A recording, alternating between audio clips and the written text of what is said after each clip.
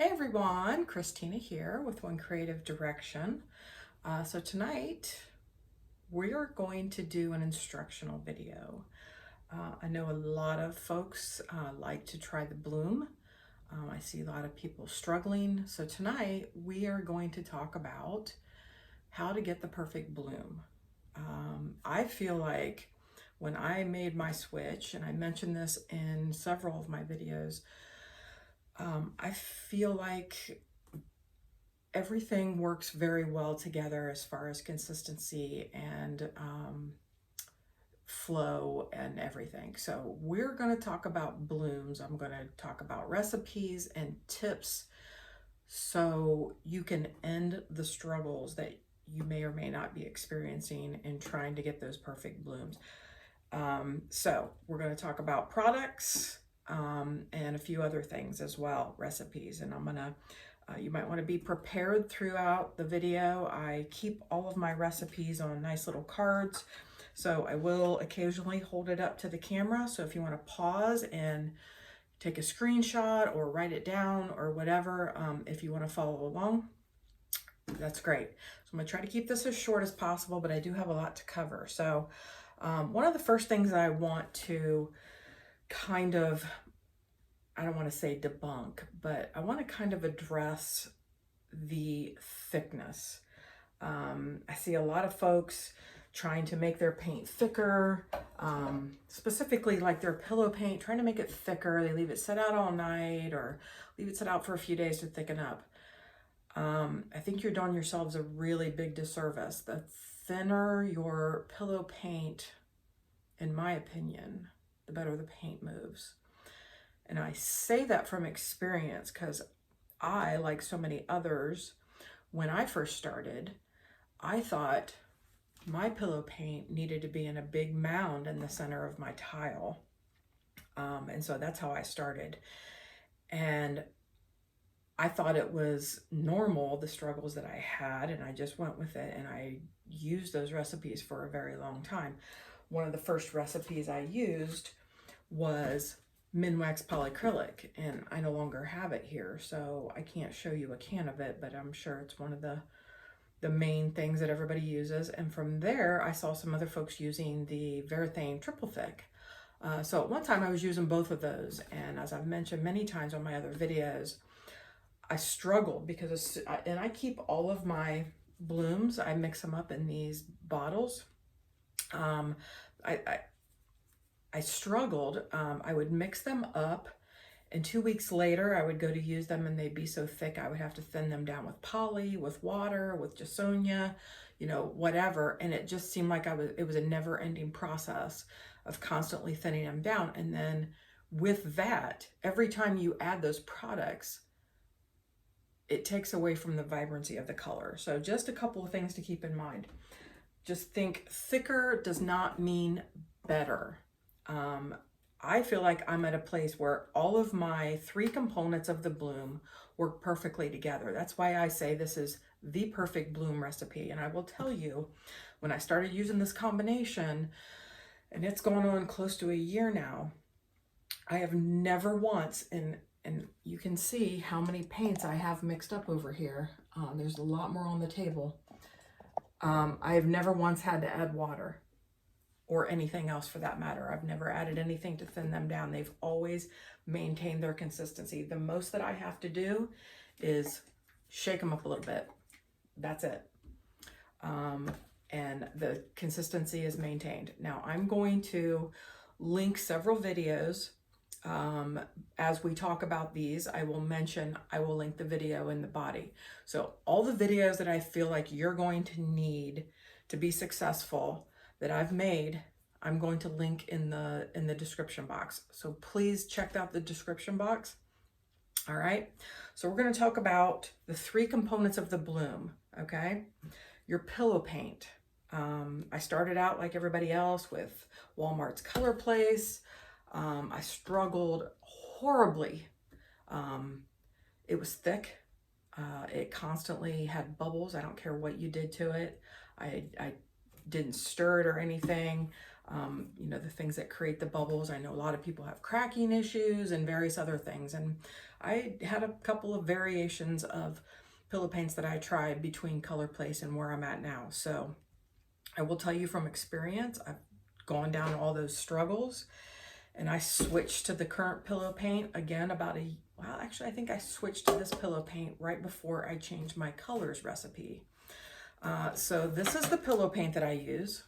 It's, you get it at Home Depot. It is in their pro section for like professional painters. It's called Multi-Pro. It's probably the cheapest paint that they have in their store. And it works better than anything. And it's very consistent. One of the things I noticed with ColorPlace is sometimes you get it, it's thick, or the next time it's thinner. It just never seemed to have a consistency that was, you know, the same, that you could depend on. This Multi-Pro, I'm probably 5 or 6 cans in, never had an issue. All right. One of the other ones that I use kind of occasionally, if I can't get over to Home Depot, because it is about a half an hour from me, is this one. And this is one that I started off using. I'd say it's similar, but I think sometimes this is a little bit thicker, but still works perfectly fine. I just think that the consistency of the Multi-Pro is the best with my other components, although I do use this other one occasionally. Okay, so we talked about the pillow paint. Again, thicker is not better, and you need to make sure that the similar consistency across all your components. Okay, so I stay on the thinner side. Multi-Pro, I feel like, is a perfect consistency. I also have a recipe that I created for a pillow paint that has no house paint in it.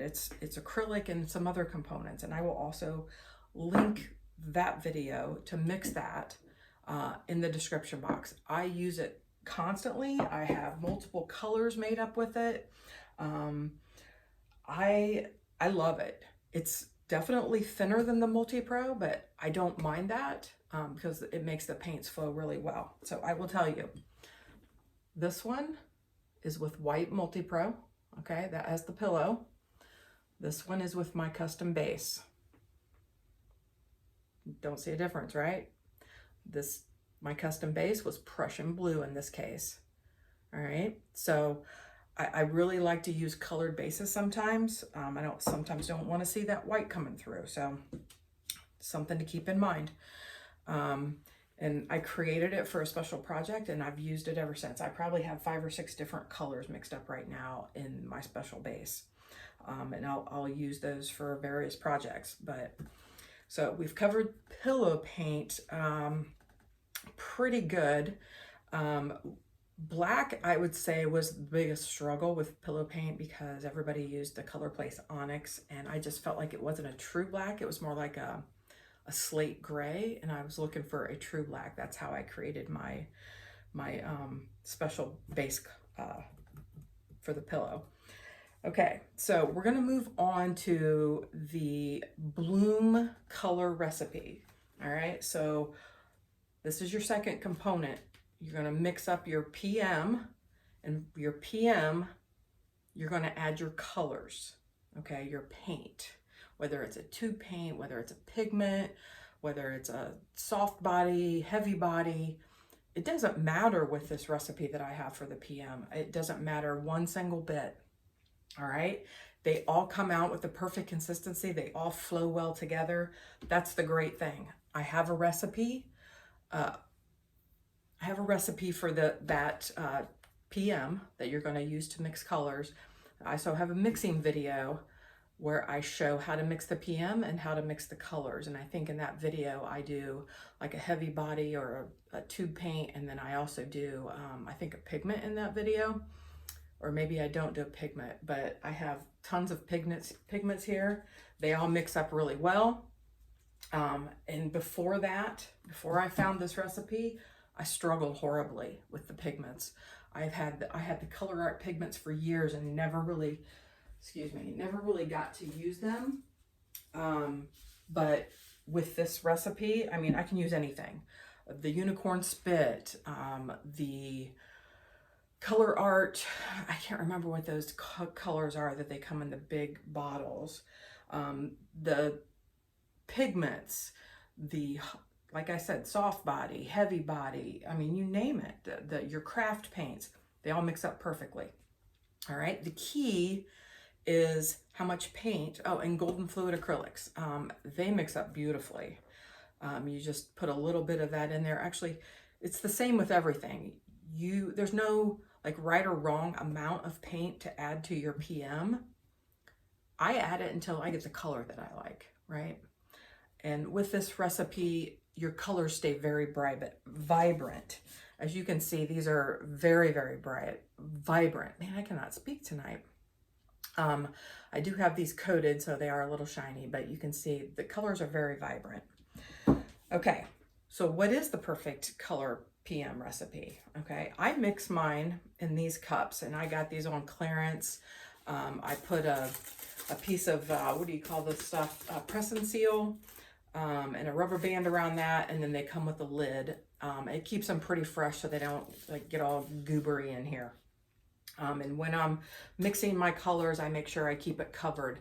The last thing you want is that paint drying anywhere in there, and then when you're pouring your PM, you get those paint goobers. You know what happens when it starts to dry, and then it gets soft, and then it gets into your paints, right?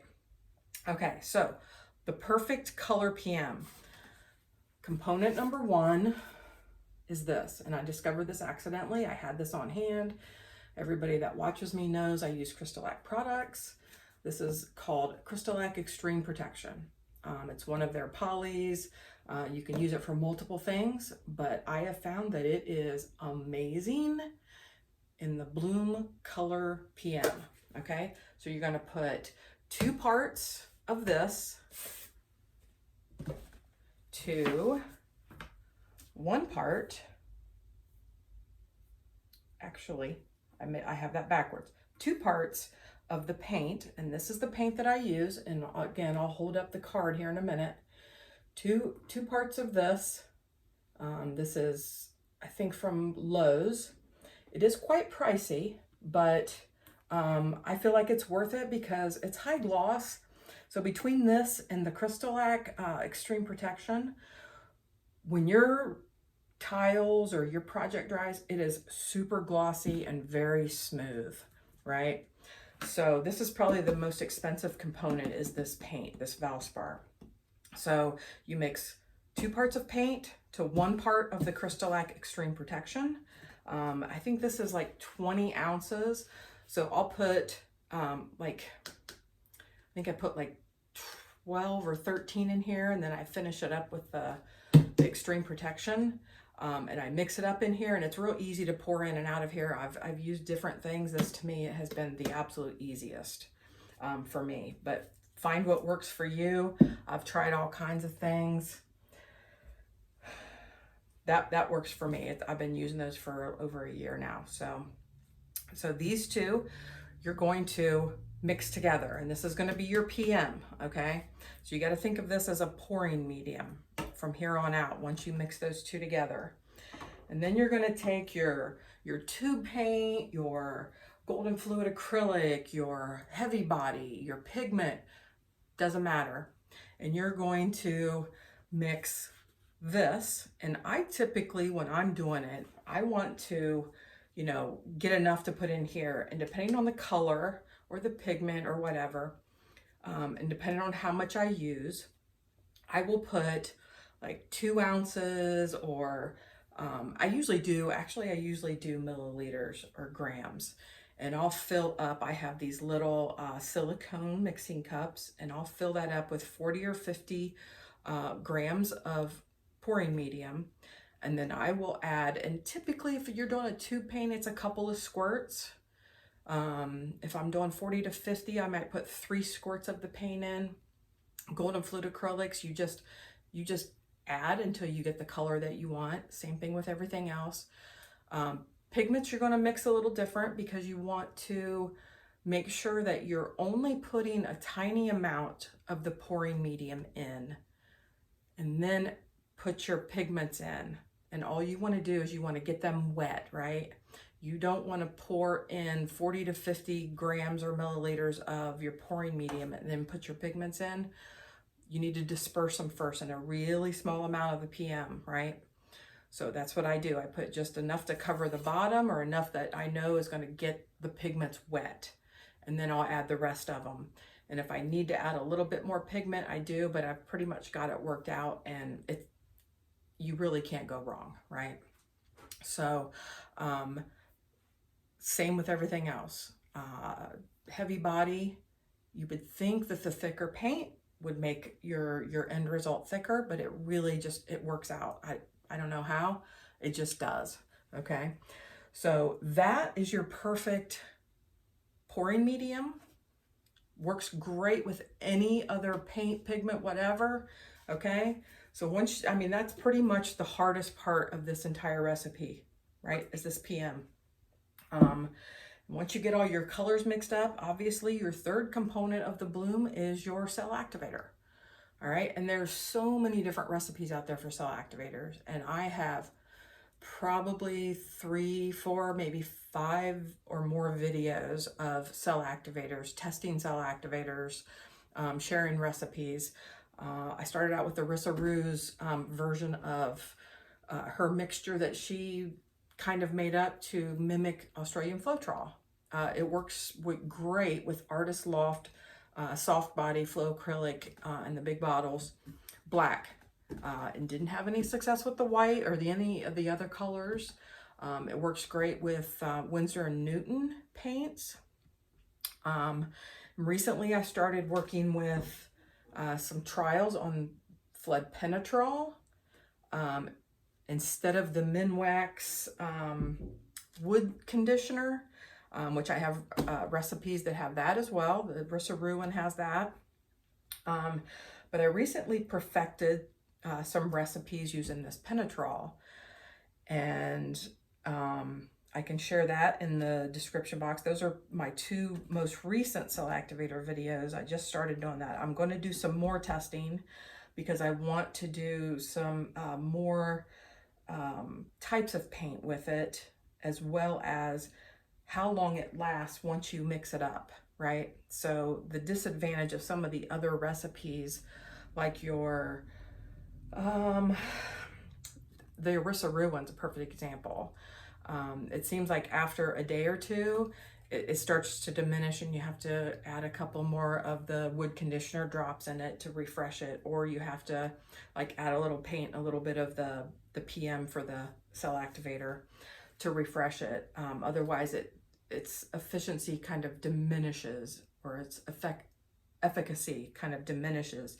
You get less cells and it just doesn't look as good. So that's kind of the challenge with most cell activators. I don't know that it's that way with Australian Floetrol because I've never used it, but I'll tell you, this latest recipe really works well, especially the golden carbon black for the blowout portion of it. So I've been trying to do like both swipes and blowouts using these cell activator recipes.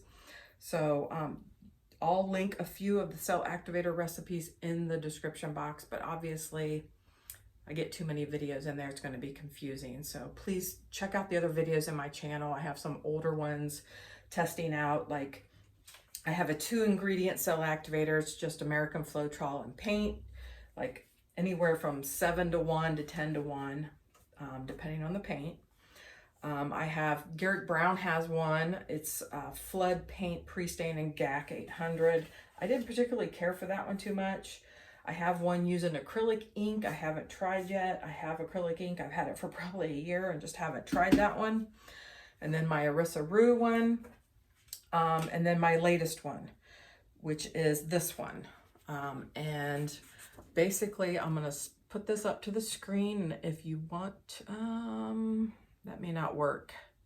Looks like it's backwards. I'm going to do it. And if it's backwards, I apologize. The link to the video will be in the description box.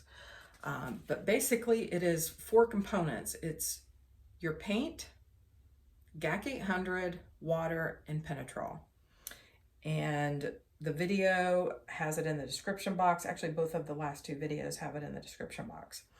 And then here is the Perfect Bloom, and that has the Multi-Pro, the Glidden, the Valspar, the Crystal-Lac Extreme Protection, and then I just put Cell Activator because I use various ones. All right, so I think that's pretty much everything that you need for your perfect bloom. Now, what I feel is the perfect top coat is Bright Tone.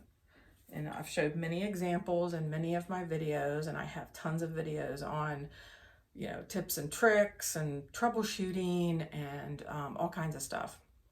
I'm gonna stick by this. I've done testing with hot mugs and ice water cups and all kinds of stuff. And it's a winner to me. I started using it 2.5 years ago. One of my best friends has a set of coasters that I gave her from then, and and she uses the one every single day, she says, and it still looks really well. So that's very encouraging to me to know that 2.5 years later, it still looks good, and it still, you know, works perfectly. I feel like, you know, when you start using a product, you don't really know, but it doesn't yellow. I have a set of coasters here. I've never used them, but I have them, and I coated those, one of the first sets I coated with Bright Tone, and it's been over 2 years, not a single tinge of yellowing. So that's one of the advantages of using Bright Tone, is it doesn't yellow. It resists UV, it's scratch resistant, and it holds up well, you know, with all of the testing that I've done. So just a little extra information for top coating, right? These are some of the samples from my latest testing with the Penetrol. I prefer, this is a Amsterdam. I feel like it leaves a little bit of a cloudy trail, but you can see how shiny my paints are. This doesn't have a top coat on it. See how nice and glossy those paints are. Those are using the PM that I just went over. And this is a Winsor & Newton with the Penetrol recipe, which I feel looks a lot better, a lot less cloudy. If you put them side to side, you can see what I mean about the cloudy trail. See how this one's kind of cloudy, and I don't know. This one to me just looks a lot better. And then the Golden Blowout, like I said, looks a lot like Australian Floetrol with this lacing. I mean, it's just amazing. So that's pretty much it in a nutshell. I think I've covered everything that I wanted to cover. I'm looking at my notes here and my cards. Oh, the custom recipe. I'll put a link to the video, but you need a couple of different ingredients for that recipe. The main one is, and I started off using the Artist Loft Flow Acrylic, but I also use the Blick acrylic paints. You get them in big gallons, or you get them in pints or whatever. I found that to be, honestly, I kind of prefer it over Artist Loft, and it's definitely, I would say, in the same cost ballpark, but I really prefer the acrylic paints better than the Artist Loft. So that's the main ingredient, is just an acrylic paint. And obviously, you know, if you're going to be making a lot, you want to buy it in a large container like I do, in the big gallons. So with that, I use, let's see, I'm trying to remember. I thought I had all the measurements down here. So I start off with the paint, and I use, so I use, and I have it down here as, like, when I make it in large quantities. So I have it as 1 times recipe up to 4 times recipe. So typically when I make it, I use the 4-time recipe. So 320 grams of Floetrol. That's American Floetrol, obviously. And then you're going to use, to that, you're going to use 160 grams of paint. and whatever paint you choose. But like I said, the bigger containers are, you know, cheaper. And then you're going to use about 60 grams of water for that recipe. So it's like you start with 320, half of paint, and then half of your paint you use water. That's kind of a guideline. Depending on the paint you use, you may have to adjust the water. And there's no right or wrong amount of water. You want it thinner than like the Multi-Pro, but you don't want it too thin, like a Dutch pour thin, right? So you want it thicker than that. I would say it's probably closer, thinner than a cup pour as well. So your cup pours are really thick, right? And you want them thicker. So you want this a little bit thinner than your cup pour. Okay, and then those are the 3 main ingredients of that special base. And then I use DecoArt Satin Enamel. And what I do is I have probably 3 or 4 different colors of it. Mainly I use the black and the white. So obviously I use the black for the black base, and I use the white for most of the other colors. Unless I'm making a blue, I have a blue, and I can't remember what the other one is. I think it's maybe something in the red family, or maroon.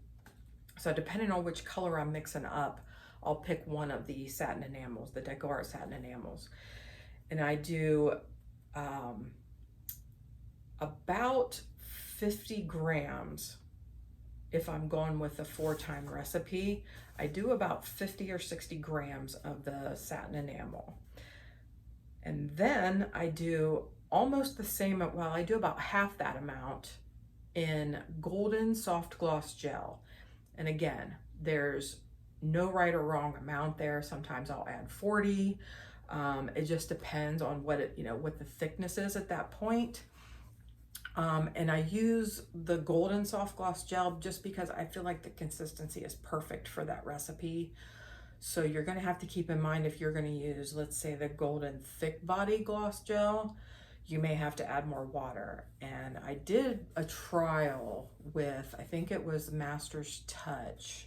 They have a container of, and I think theirs is called Soft Gloss Gel, but the consistency is much thicker than Golden's. And I don't feel it's as glossy as Golden's and easy to work with. It's more of a sticky pasty, and it's clearer than the Golden. I feel like the Golden is fluffier, right? So I feel like it works better with the recipe. And so that's pretty much it. That's all you need. 5 ingredients for that special base. And once you use it, if you're doing large projects, I really like to use that because it dries amazing. It's never cracked, never ever cracked. And especially if you're doing like a large project and you need to spin, it spins off well and it flows very well. So yep, that's pretty much it. And like I said, I will go through this and I will make sure that every video that I think is critical to your success, I will put it in the description box. So I want to thank you for sticking with me. I know this is kind of a lot of information to digest, but again, those video links in the description box are going to be your friends, so you can go and check those various videos out and see. Now, I just want to put a disclaimer here, and that is, if you're looking for the perfect bloom and what I call the perfect bloom, I'm giving you all 3 components. And granted, the cell activator may not, if you change that up, if you're using Australian Floetrol instead of one of my cell activator recipes, I honestly, I don't know. I'm guessing 100% that it's going to work perfectly because Australian Floetrol is like magic, right? But what I'm saying is, if you stray away from the components and the ingredients that I've laid out in this video, I can't guarantee that you're going to have a good result, because this bloom recipe, and if you've done it, done it for any length of time and changed any of the ingredients, you know how like finicky it is when you change just one ingredient. You may not get the same effect, right? I just feel like everything that I've laid out is kind of a path for success if you're looking to improve your bloom game, so to speak, right? I feel like they all like complement each other in the recipe. And like I said, you've seen my testing videos on cell activators. I feel like pretty much every one that I use works well with this. So just keep in mind, like my last ones with the Penetrol, there were some of them, like the Golden, that really only works with the blowout. This is the Golden result, right? I did the same exact recipe with the Swipe, and the result was horrible. So on my card, I have this marked as Swipe only, and I'm going to test some other Golden colors, like, you know, white and a couple of other colors that I have with that recipe to see if they all work. But just keep in mind, when you're using a cell activator, you want an opaque, or as close to opaque as you can get. They're going to work the best. Metallics, in my opinion, I think they work fairly well as well. So keep that in mind. Hopefully this helps. If you take, you know, one or two things away from it, or if you incorporate all of my suggestions into your blooms and you have good success, I would really love to hear back from you. Send me a picture. My email's in the description box on every one of my videos. Send me a video, please. And if you're going to go out and purchase Crystalac Extreme Protection, or like I mentioned, I use Bright Tone to top coat everything. If you're going to purchase either one of those, please use my links below. A lot of times I get discounts as an affiliate, and if you don't use my links, you don't get the discount. I do usually put out a video when those discounts apply, but if you just get in the habit of using my link, then you're sure to get the discounts when they're available. So keep that in mind if you're gonna maybe try out these products. And as always, reach out if you have questions. I get questions, I answer every comment. I answer all my emails that viewers send email questions to me. I answer all of those. So please reach out if you need help. I don't charge for that, so don't feel like you can't reach out. I'm always here to help.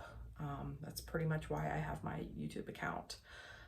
It's not so I can get as many followers as as a lot of folks do.